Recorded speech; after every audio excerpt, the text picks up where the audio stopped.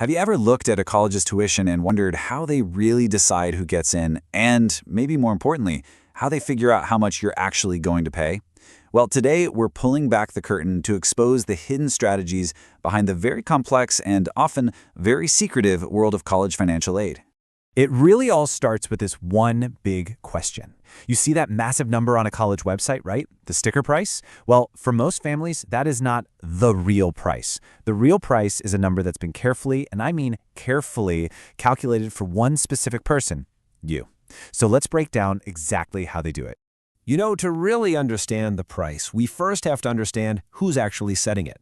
And let me tell you, the game has completely changed. It used to be pretty simple, right?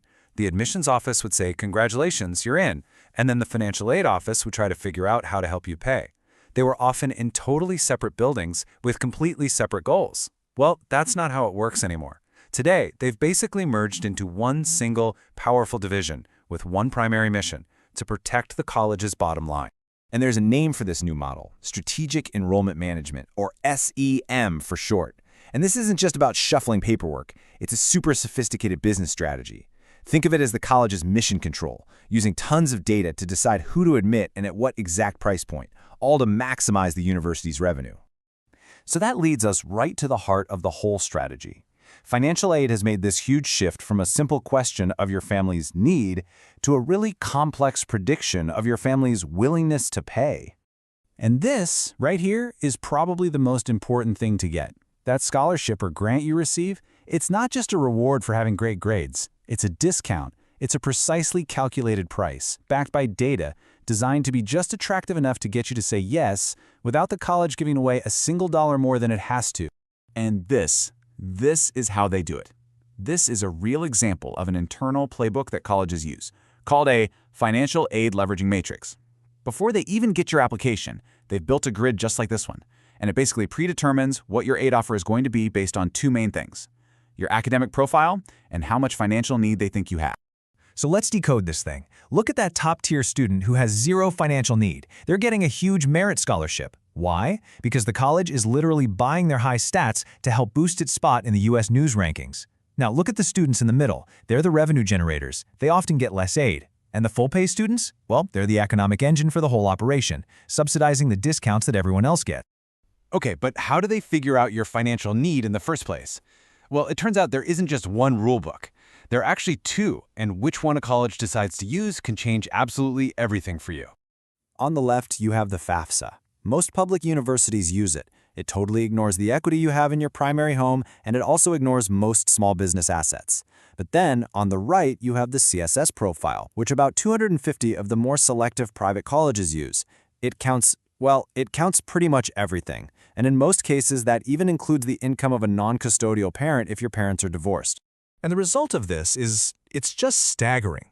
A family that owns a home in an expensive city might look incredibly needy to a FAFSA school, but that same family can look incredibly wealthy to a CSS Profile school. So which form a college uses fundamentally changes how much aid you're even eligible for. So the college has its price point for you. They've assessed your finances. Now comes the actual offer letter. And this is where some of the more controversial tactics, what some people in the industry call the dark arts, can come into play. Let's start with a really provocative insider term: admit, deny. This is what happens when the admissions team sends you that big, exciting congratulations letter, but then the financial aid office follows up with an offer that is just impossible for your family to afford. You're in, but you're not really in. It's an admission in name only. This is often done using a tactic called gapping. The college just intentionally leaves a huge void, a gap, between the full cost and the aid they're offering you. That forces you to either dip into savings or, more often, take out massive private loans. It's a gamble. They're betting that your desire to attend their school will win out over your financial common sense. And then there's front-loading. This is the classic bait and switch. A college will offer you a fantastic scholarship for your freshman year just to get you in the door. But then, come sophomore, junior, and senior year, that grant money magically shrinks and gets replaced by loans. By that point, you're kind of a captured customer, right? It's often harder to transfer than it is to just take on more debt. And finally, the award letter itself can be designed to confuse you.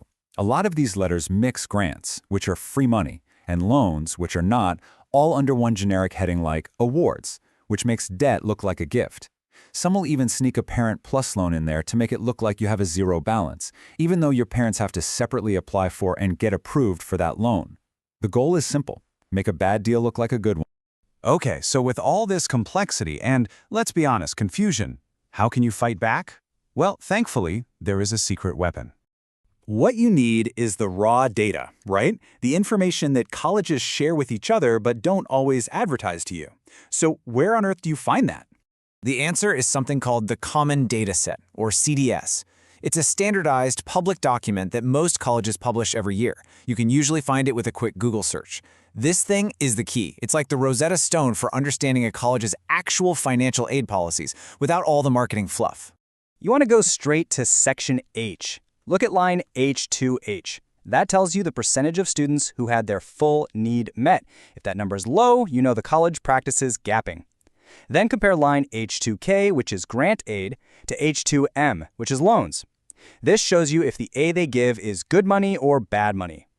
And finally, check out line H2AN. That shows you how many wealthy students get merit aid. This is the biggest signal that a college buys students. And that brings us to the final piece of the puzzle that really ties all of this together. Once you've looked at the data, you can classify almost any school into one of two main categories. So, are they a seller or are they a buyer?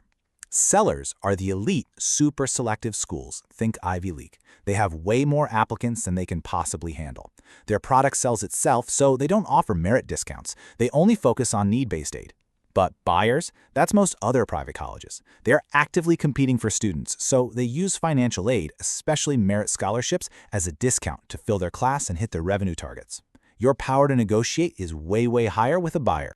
Look, understanding this system isn't about being cynical. It's really about being strategic. Knowing whether a school is a buyer or a seller, understanding their playbook from the common data set, and being able to decode their offer, that gives you the power back. So the question isn't just where can I get in? It's about understanding the price they've put on your head and then deciding if it's the right one for you.